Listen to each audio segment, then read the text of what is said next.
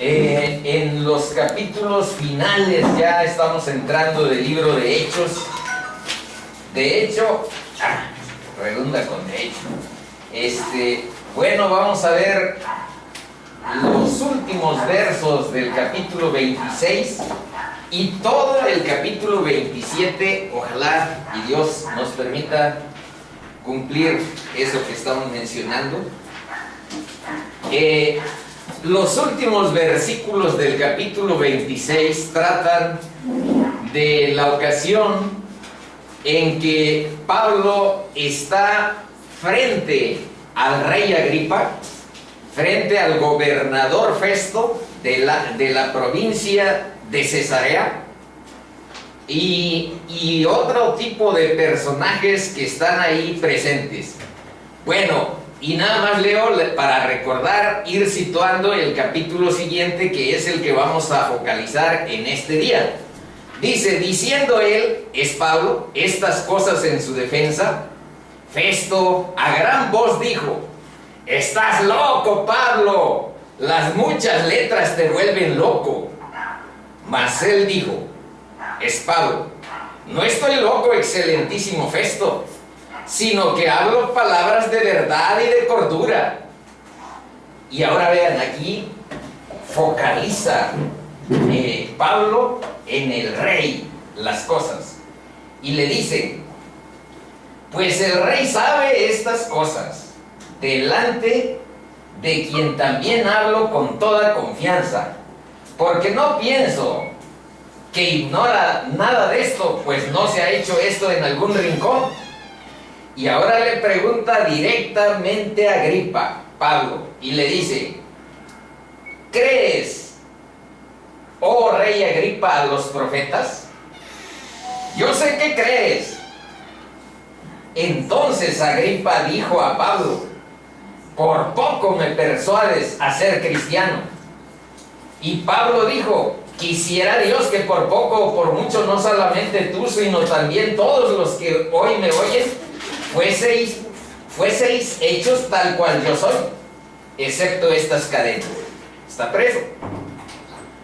Cuando había dicho estas cosas, se levantó el rey y el gobernador y Berenice y los que se habían sentado con ellos, y cuando se retiraron aparte, hablaban entre sí diciendo: ninguna cosa digna ni de muerte ni de prisión ha hecho este hombre. Y Agripa, el rey, dijo a Festo, el gobernador: ¿podía este hombre ser puesto en libertad si no hubiera apelado al César? Ahora vean, dice Mateo 13, 11, 12, que ciertamente no a todos les es dado saber los misterios del reino. Leo: porque a vosotros os es dado saber los misterios del reino de los cielos, mas a ellos no les es dado, porque cualquiera que tiene hambre, necesidad de la palabra de Dios, búsqueda de la presencia de su Creador en su vida, así podríamos traducir esto que estamos leyendo, porque a cualquiera que tiene, se le dará y tendrá más. Pero al que no tiene, sed, hambre, necesidad de Dios en su vida, vive de su soberbia, vive de su criterio, vive de su sabiduría en cuanto a su propia opinión. Pero al que no tiene, aún lo que tiene le será quitado. Mateo 13, 11, 12. Bueno, estamos analizando ahora por qué Agripa quedó aún triste de convertirse en cristiano. Dice: por poco me persuades, por poco. Y ese por poco es el que estamos analizando. Y fíjense que hay muchas personas que se quedan durante toda su vida en casi cristianas. No quiero parecer o aparentar delante de mis amigos que soy como un cristiano convertido, un cristiano digamos que convencido de la doctrina y de la verdad que Cristo nos enseñó. Y no quiero aparentar delante de los demás cierto fanatismo. No habrá un término medio que me permitiera ser un casi cristiano, un medio cristiano. Pues ese es un gran conflicto, porque las Escrituras, bueno, no es que sea un gran conflicto, es que las Escrituras no dejan espacio. Más bien nos invitan a que sigamos con valor la verdad de Jesús. Pero ahí vamos a ir viendo poco a poco algunas cosas. Dice Juan 5, 40, 44. Y no queréis venir a mí para que tengáis vida. Gloria de los hombres no recibo. Amén. Mas yo os conozco que no tenéis amor de Dios en vosotros. Yo he venido en nombre de mi Padre y no me recibís. Si otro viniere en su propio nombre, a ese recibiríais. ¿Cómo podéis vosotros creer? Pues recibís gloria los unos de los otros, y no buscáis la gloria que viene del Dios único. Este verso lo estamos poniendo porque aquí Agripa, en medio del gobernador, en medio de las personas más prominentes de Cesarea, ¿cómo iba a admitir que sí creía en lo que los profetas habían anunciado con mucha antelación sobre la venida del Mesías? Y si está Agripa con un gobernador, con las personas prominentes que van bien vestidas con mucha pompa, leímos en versos anteriores, pues se iba a sentir un tanto desajustado. Eso es lo que estamos analizando, que posiblemente haya habido en la psique, en la mente de un sujeto, del cual pues nosotros también hemos tenido ese tipo de sentimientos. Por eso como que empatizamos con Agripa. Entonces, el caso es que quedó al borde de convertirse en cristiano, pero no admitió que Jesús es nuestro Salvador y que Jesús es Señor de nuestra vida. Y se quedó en casi cristiano. ¿Y por qué? Pues esto es lo que estamos viendo, porque al parecer esperaba la gloria de los hombres. Y la gloria de los hombres es el reconocimiento, es el apapacho que nos damos especialmente en este día. Ya un poco más adelante veremos algo relacionado con la amistad y el amor. Con el amor no puse versos, pero aquí tenemos el capítulo 13 de la primera de Corintios, que es una joya literaria. Pero hoy precisamente vamos a ver un capítulo especial, hablando de literatura. Bueno, ¿por qué no entendéis mi lenguaje? Otra vez está Cristo haciéndose interrogantes de por qué en los escenarios sociales no tiene la unanimidad. Ni Pablo nunca tuvo la unanimidad. Tiene más bien un segmento que aceptan y un segmento que rechazan, y hasta violentamente, a Cristo. Dice: ¿por qué no entendéis mi lenguaje? Está hablando Cristo. ¿Por qué no podéis escuchar mi palabra?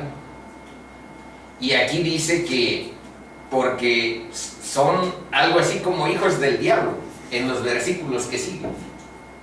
Si ustedes fueran hijos de Dios, escucharían mi palabra. Pero vamos a ver otros. De cierto os digo, en el 51 de Juan 8, que el que guarda mi palabra nunca verá muerte. Ese es el punto de las promesas de Cristo. Esa es la verdad de Jesús. Que quien se reconcilia con su Creador por medio de la justicia que hubo en la cruz, quien tiene una paz con su Creador, nunca verá muerte. Y Dios no es humano para mentir. Y ahora vean lo que les dijeron los judíos cuando les dijo Jesús que el que oyera y guardara su palabra nunca verá muerte. ¿Por qué? Porque el mensaje del liberador de Jesús es reconciliarte con Dios por medio de la justicia que hubo en la cruz. Nunca verá muerte. Entonces los judíos le dijeron: ahora conocemos que tienes demonio. Abraham, que para los judíos era el personaje más importante, bueno, Moisés y Abraham como que eran ahí los pilares espirituales, psicológicos, por antonomasia del pueblo judío. Entonces los judíos le dijeron: ahora conocemos que tienes demonio. Abraham murió. Y los profetas, Moisés, Isaías, Jeremías, pues también. Y tú dices: el que guarda mi palabra nunca sufrirá muerte. Jesús les dijo, después de unas deliberaciones: de cierto os digo, antes que Abraham fuese, yo soy. Les está diciendo claramente que si está afirmando con tanta contundencia una verdad tan elevada, es porque yo soy, porque Él es Dios. Ahora, al ser por poco un cristiano de parte de este rey Agripa, dice, significa que por poco tendría la vida eterna de la que aquí estamos hablando. Y hermanitos, quien queda en ser casi cristiano, nos quedamos en casi tenemos la vida eterna. Y por poco seríamos librados del juicio del infierno. Por poco no es suficiente. Esta es la conclusión. Agripa no quiso convertirse de la oscuridad a la luz. Él no quiso convertirse del poder de Satanás al poder de Dios. Él no quiso recibir el perdón de sus pecados, por sus pecados. Él no quiso un lugar entre el pueblo de Dios. Él no quiso ser uno de aquellos que son apartados por la fe en Jesús. ¿Qué llevó a Agripa a quedarse corto en cuanto a aceptar el Evangelio?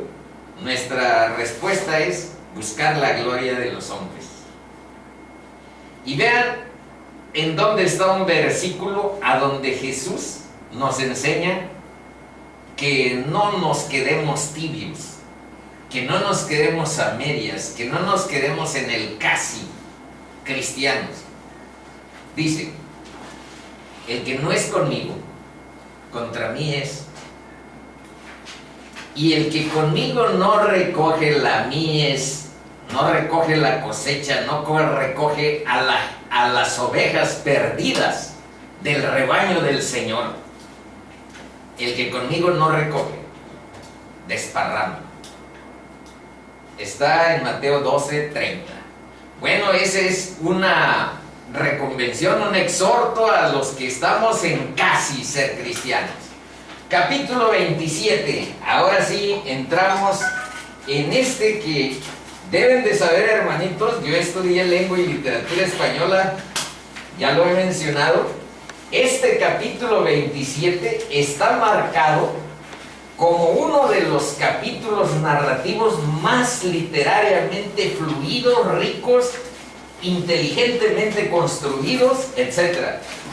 Yo lo recuerdo que lo leí por recomendaciones de las que yo les estoy hablando, no de verdad divina, no de ver la Biblia como palabra de Dios, sino ver la Biblia como literatura. Así la vi durante toda mi vida mientras Dios no tocó mi corazón. La vi como literatura. Tiene muy buenos mensajes de la amistad, del amor. Ahorita vamos a ver algunos. Tiene muchos mensajes de la vida moral y de la ética, pero no debe ser palabra de Dios. O sí, yo veo que en las iglesias siempre dicen palabra de Dios y hasta hacen grandes reverencias. ¿Pero qué significa eso? Yo nunca lo entendí hasta que Dios quiso mostrarme la verdad de su palabra a mi corazón. Yo lo vi como literatura, y en ese aspecto, este capítulo 27 está como el capítulo 4 de Don Quijote de la Mancha, el capítulo 4. Hay otros en una novela que se llama 100 años de soledad, nada más están los apartados, no dice capítulo 1 ni capítulo 2, pero más o menos el tercer apartado de 100 años de soledad también estaba considerado en esos capítulos claves para motivar a la literatura que nos enseñaban en la universidad. Bueno, pero nosotros no lo vamos a ver así, lo vamos a ver como palabra de Dios. Dice capítulo 27, y vean por qué está considerada una joya de la literatura.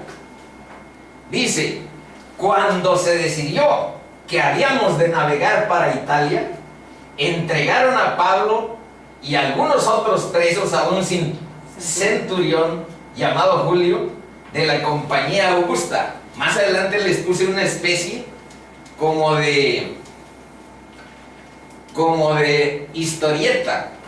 Aquí está el centurión romano, Julio se llama, recibe a Pablo y a los otros prisioneros. Van 276 personas en este barco. La embarcación tiene unos problemas, ponen anclas para tratar de evitar el desastre, pero la violencia de la tormenta provoca un gran naufragio. Pero vamos a ir viendo mejor poco a poco la historia. Dice versículo 2. Pero antes dice: y algunos otros presos a un centurión llamado Julio, de la compañía Augusta, y embarcándonos en una nave adramitena. Vean, este capítulo, con mucho de que es, les digo, una joya de la literatura, tiene muchas palabras que aquí abajo vamos a procurar explicarlas. ¿Qué quiere decir adramitena? Quiere decir que es de este puerto. Miren, aquí está Adramitio y aquí está Alejandría. Bueno, por aquí van a cambiar de barco porque vienen bordeando. En este tiempo, estamos hace 2000 años, había muchas supersticiones y los barcos no querían entrar directamente al mar, sino que iban bordeando, porque aquí pensaban que había monstruos marinos. Y cuando salió Cristóbal Colón hacia el occidente, bueno, le dijeron: por ahí está el infierno, en una determinada parte del océano Atlántico. Pero él tenía otras ideas, había visto otro tipo de mensajes y atravesó el Atlántico. Bueno, entonces, por estas supersticiones, los marineros van bordeando, van aquí cerca de la costa. Y vienen en una nave adramitena. Eso quiere decir este verso, esta palabra rara que por aquí vimos, adramitena, que iba a tocar los puertos de Asia. Zarpamos estando con nosotros Aristarco, macedonio de Tesalónica. ¿Quiénes son los personajes que van? Va Pablo, va Aristarco, que es un macedonio de Tesalónica, y va Lucas. Fíjense que el autor ahora habla embarcándonos, estando, en todas ocasiones habla llegamos, al otro día llegamos, está Lucas, incluyéndose con Pablo y con Aristarco, macedonio de Tesalónica. 3. Al otro día llegamos a Sidón. Sidón es un puerto de Fenicia, este es el puerto de Fenicia, pero aquí ahora se llama Líbano. Esto, donde está Tiro y Sidón, está Líbano, Beirut y todas esas ciudades. Dice Sidón, y Julio, tratando humanamente a Pablo, le permitió que fuese a los amigos para ser atendido por ellos, ¿Por qué está subrayado ese tratando humanamente? Porque aquí vamos a ver hoy el tema del liderazgo desde la perspectiva bíblica, porque Pablo, a pesar de que iba preso, encadenado a un centurión, van a ver que se convierte en el líder de un naufragio. Y queremos que ustedes revisen cualidades y principios que la Biblia nos enseña respecto a ejercer ciertas cualidades, cierta calidad de liderazgo. ¿Y por qué? Porque todos ustedes tienen un rol a donde ejercen de cierta manera el liderazgo. Quienes son mamás porque son mamás, quienes son papás porque somos papás, quienes tenemos empleados en nuestra casa porque los tenemos, todos nos corresponde tener cierto liderazgo. Si te metes a jugar un partido de básquetbol, ahí también hay momentos a donde tu rol es ejercer ese ejercicio, esa cualidad. Bueno, por eso vamos a revisarlo. 4. Y haciéndonos a la vela, pero se me olvidó decir esto. Tratando humanamente a Pablo significa que para que Pablo hubiera sido tratado humanamente por un centurión, seguramente es porque él había ejercido el primer principio del liderazgo que nosotros queremos que ustedes identifiquen. Dice que para poder ser un buen líder, antes de estar en autoridad, necesitas estar bajo autoridad. Para que Pablo hubiera ganado esa actitud de parte es que tuvo mucho respeto con él, es que mantuvo una relación de sujeción respecto a él, y eso le va permitiendo asentar sus pasos para ejercer, van a ver el nivel de influencia que llega a tener en este viaje. Dice, y haciéndonos a la vela desde ahí, navegamos a sotavento de Chipre, porque los vientos eran contrarios. Aquí otra vez, ¿qué significa sotavento? Según el diccionario de la Real Academia Española, sotavento y barlovento significan la parte opuesta a aquella donde viene el viento. Ellos vienen del este hacia el oeste, y el viento va del oeste al este. Ese es el sotavento, y por eso tuvieron la tragedia que ahorita vamos a ir visualizando. Y haciendo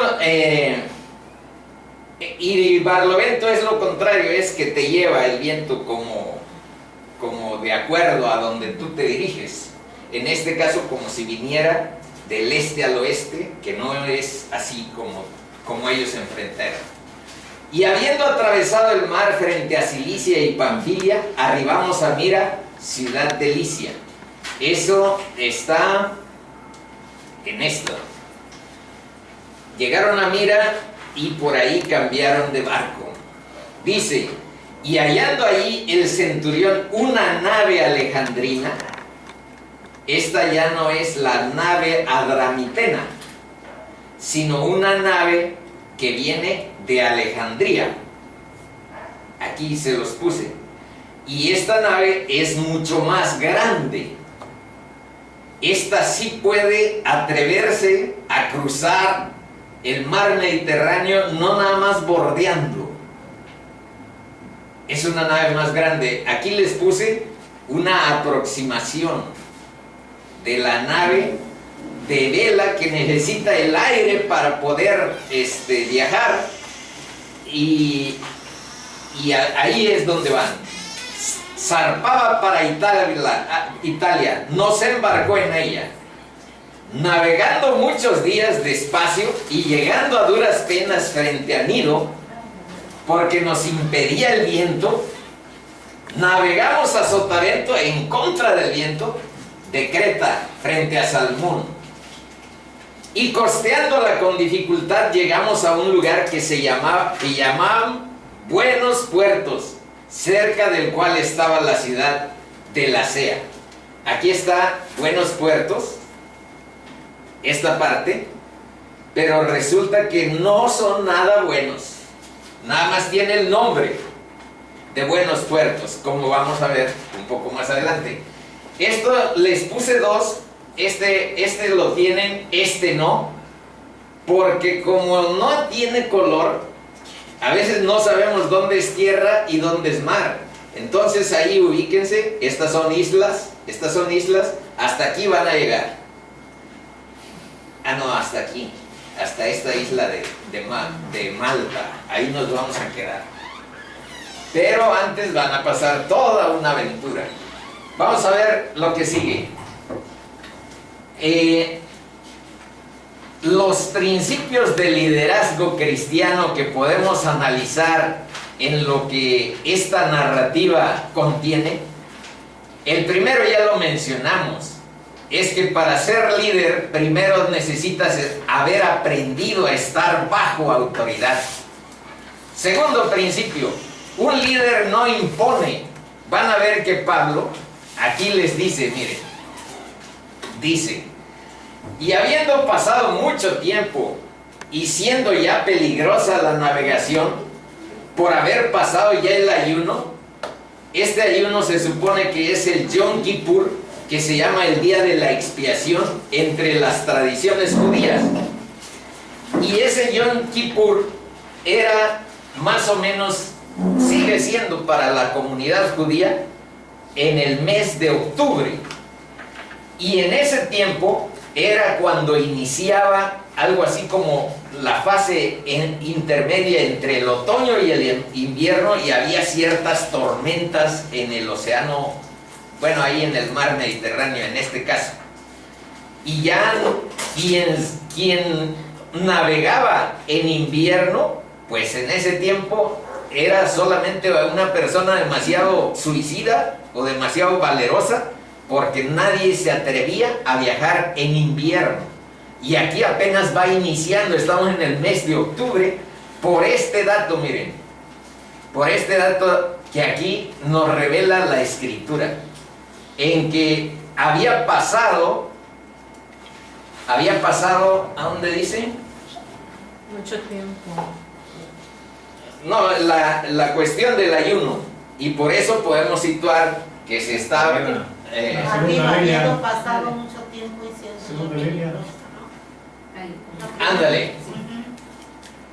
Habiendo pasado ya el ayuno, Pablo les amonestaba. Vean aquí a dónde está el principio del que les estoy hablando. Un líder invita, no impone.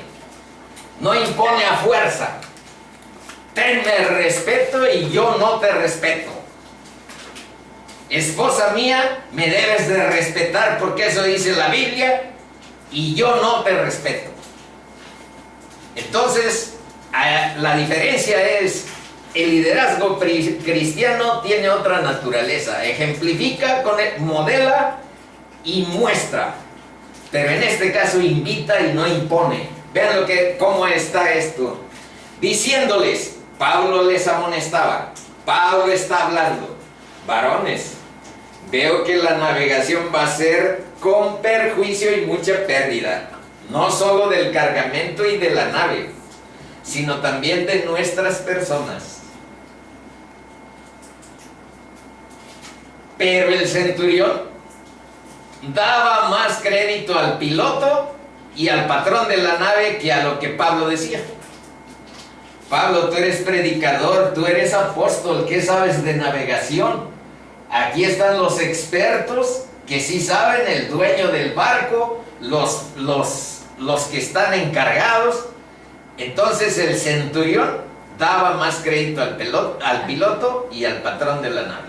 Y siendo incómodo, este puerto a donde llegaron les parecía muy incómodo, de los puertos, y querían llegar a Fenice.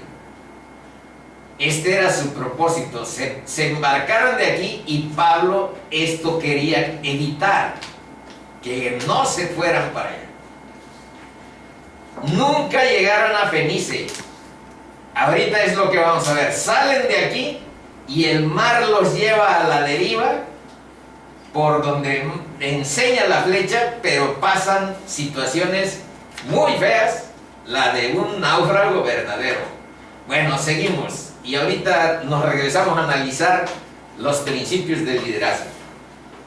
Pero el centurión daba más crédito al piloto, y siendo incómodo el puerto para invernar, la mayoría acordó zarpar también de ahí. Entonces vean aquí, crédito a los expertos, a la mayoría, y no a lo que pudiera constituir la verdad. La mayoría acordó zarpar también de ahí, por si pudiesen arribar a Fenice, la parte que les enseñé, puerto de Creta que mira al nordeste y al sudeste, e invernar ahí. Y soplando, esto fue hasta cómplice, están en buenos puertos y se quieren ir a Fenice. Y ahora vean, y soplando una brisa del sur, no, pues eso es lo que estaban esperando, una brisita suave, una brisita templada, más agradable. Entonces se fueron con esa brisita, y pareciéndoles que ya tenían lo que deseaban, levantaron anclas e iban costeando Creta. Pero no mucho después dio contra la nave un viento huracanado llamado Euroclidón, y siendo arrebatada la nave y no pudiendo poner proa al viento, nos abandonamos a él y nos dejamos llevar. Y habiendo corrido a sotavento de una pequeña isla llamada Clauda, con dificultad pudimos recoger el esquife. Para la palabra esquife les tuve que poner dos ilustraciones. Es un barco pequeño que se lleva en un navío más grande. Aquí está un esquife, y aquí, vean este chiquito, este es el esquife. Es el que ocupan para descender rápido los marineros y no necesitar mover toda la embarcación. Bueno, nos regresamos un poco. Dice, un líder, no siempre la mayoría tiene la razón. Ya ahí vimos en el versículo 12. Un líder ve una oportunidad aún en las peores circunstancias, eso lo vamos a ver más adelante. Y un líder está interesado en el bien común, en todos, no en su egoísmo. Y el principio fundamental que podemos nosotros utilizar de la Biblia para nuestra visión de liderazgo está contenido aquí. Vean lo que dice Marcos, capítulo 10, versículos 43, un pedacito. Más adelante está completo, pero no creo que lo vayamos a leer todo. Dice, el que quiera hacerse grande, esa es la mala de los líderes, hermanitos. Los líderes en el mundo pretendemos dominar, pretendemos sujetar, controlar y no ayudar ni servir. Y ahí no encaja el sentido cristiano. Queremos dominio sobre los otros, y ese no es un principio cristiano. Vean cuál sí. El que quiera hacerse grande entre vosotros será vuestro servidor.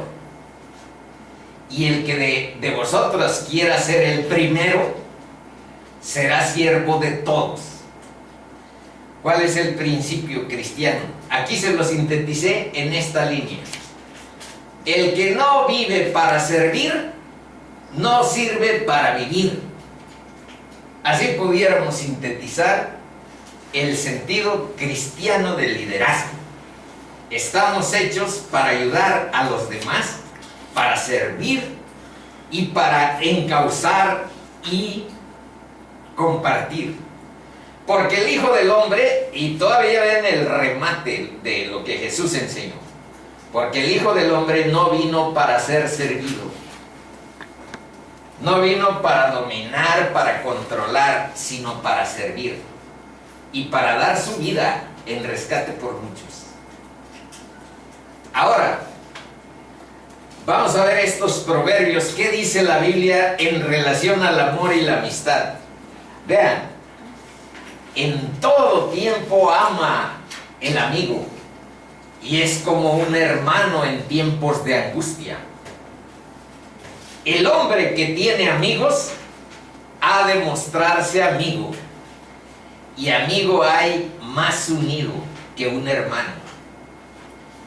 Y algo a donde nos vamos a detener un poquito es en este proverbio, que es el 27:17. Dice: hierro con hierro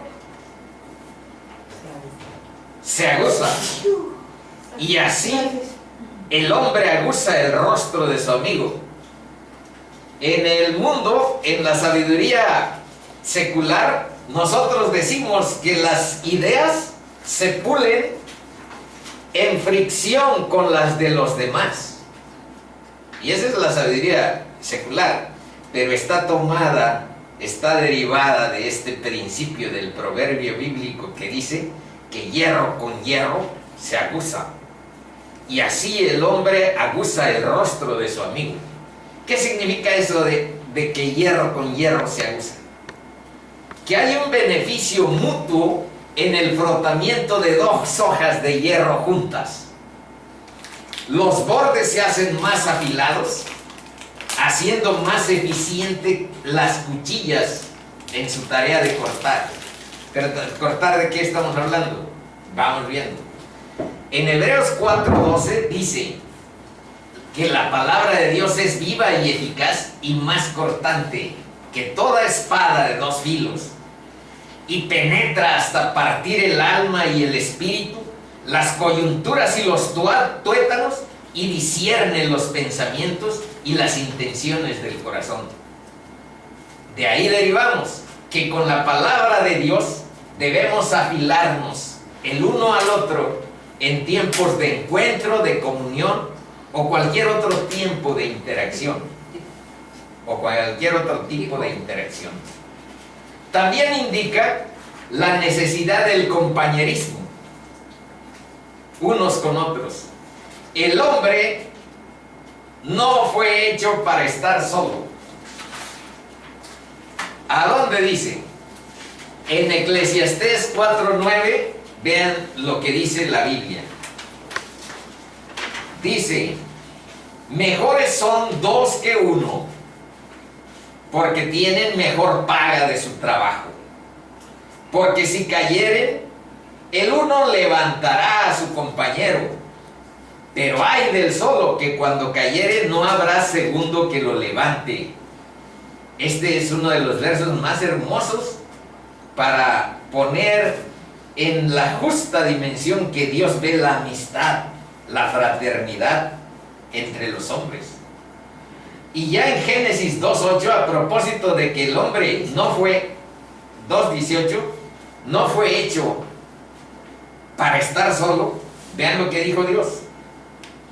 Y dijo Yahvé Dios: no es bueno que el hombre esté solo, le haré ayuda idónea para él. Y en Hechos 2:42 nos dicen las acciones que hacen los cristianos en interacción unos con otros. Y aquí se menciona en Mateo 18:20 algo que aquí se ha repetido con cierta frecuencia, por eso no lo puse. Pero en Mateo 18:20 dice que donde quiera que se reúnen dos o más en mi presencia, allí estaré yo en medio de ellos. Eso dijo Jesús. Y su promesa de acompañarnos en todas las ocasiones que invoquemos su nombre y abramos su sagrada palabra. Allí estaré yo con ellos. Donde quiera que dos o más se reúnan en mi nombre, allí estaré yo en medio de ellos. Y vean ahora lo que dice en Hechos 2:42. Este es un verso que ya vimos cuando estuvimos, ya vamos en el 27, ya ni nos hemos de acordar. Y perseveraban en la doctrina de los apóstoles, en la comunión unos con otros, en el partimiento del pan y en las oraciones. Así se sintetizan las actividades primordiales de un cristiano. buscar el alimento en la palabra, hacer comunión con otras personas que tienen nuestra experiencia espiritual, partir el pan y orar con ellos. Bueno, dice, entonces los que temían, este es un verso raro que por ahí con trabajos descubrimos, está en Malaquías 3:16, y vean, vamos a ver un poco acerca de su contenido. Es Malaquías 3:16, por eso es un poco raro, es de los libros del Viejo Testamento que tienen muchas cosas sabias y que a veces están un tanto empolvados. Dice que los que temían a Dios hablaban cada uno con otro. Hablaban del temor de Dios, de las cosas que nos pasan a todos, pero que tiene de alguna manera la presencia de Dios. Y vean lo que dice: cuando habla uno con otro en el temor de Dios, Dios escucha y oye lo que esos chicos hablan. Por eso me gustó ponerlo, es sorprendente. No siempre Dios escucha y oye a los soberbios, a los arrogantes, a los orgullosos, a los que ven su relación con Dios como nada. Bueno, yo no voy a determinar la misericordia de Dios. Dios es misericordioso a pesar de eso que les acabo de mencionar. Pero estamos procurando decir otra actitud. 27:17, ahí vamos con nuestro tiempo. 17. Y una vez subido a bordo, no pierdan el hilo de la narración, y una vez subido a bordo, usaron de refuerzos para ceñir la nave. Acuérdense que están en medio de una tormenta, una ventolera, un huracán, Euroclidón le llamaban a ese huracán. Están y en una nave de esa que tiene velas. Dice, y una vez subido a bordo, usaron de refuerzos para ceñir la nave, y teniendo temor de dar en la sirte, ahí les puse qué quiere decir sirte: banco de arena que se deposita en el fondo del mar.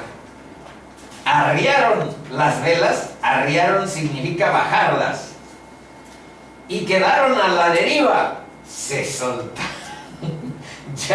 Ya renunciaron a pelear el rumbo, la dirección de la nave, y se dejaron ir a la deriva, a donde nos lleve el viento.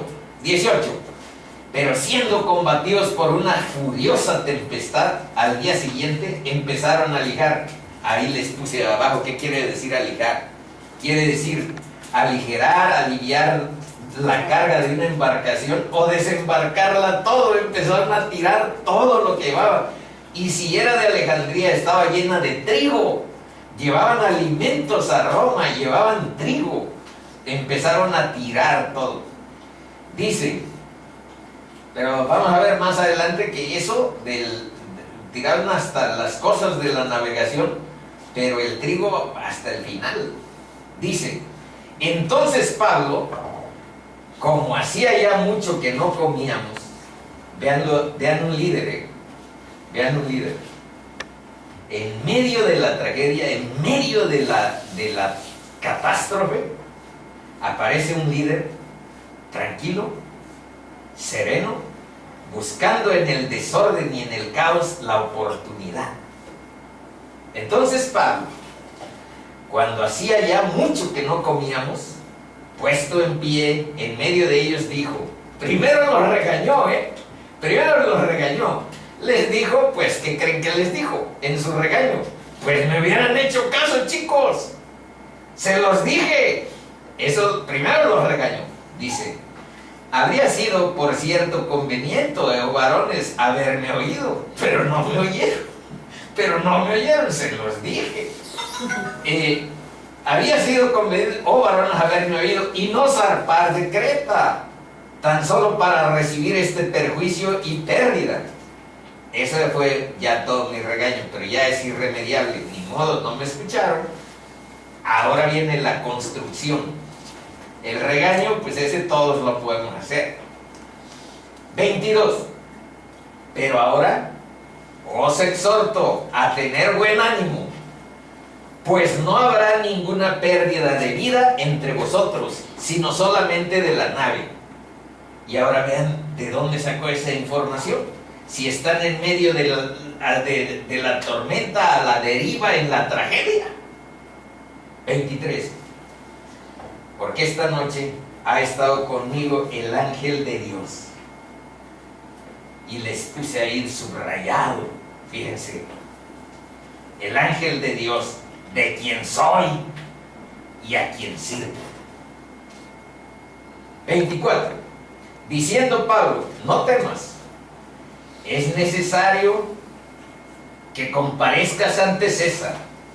Y he aquí, vean, esto implica lo que voy a leer a continuación, implica que Pablo ha estado orando delante de Dios pidiendo que no nada más a él lo salve. Fíjense si no. Dice 24, diciendo Pablo, no temas, es necesario que comparezcas ante César. Y he aquí, vean si no, Dios te ha concedido todos los que navegan contigo. Pablo ha estado orando por todos. 25. Por tanto, ahí les llega, les da su edificación oportuna. Por tanto, oh varones, tened buen ánimo, porque yo confío en Dios que será así como se me ha dicho. Pero ahora vean en el 26, esta es otra lección, pero ahí sí necesitaríamos más tiempo de profundizar en el 26. ¿Por qué? Porque vean que Dios ya le dijo a Pablo, te he concedido todos los que navegan contigo, no les va a pasar nada, no morirán. De la nave ya ni se acuerden, la nave va a quedar deshecha, pero no va a haber nadie que le pase nada en todos los que van ahí. Son 276 personas, los puros presos que van con Pablo, aparte los encargados del barco y todo eso. Es mucha gente.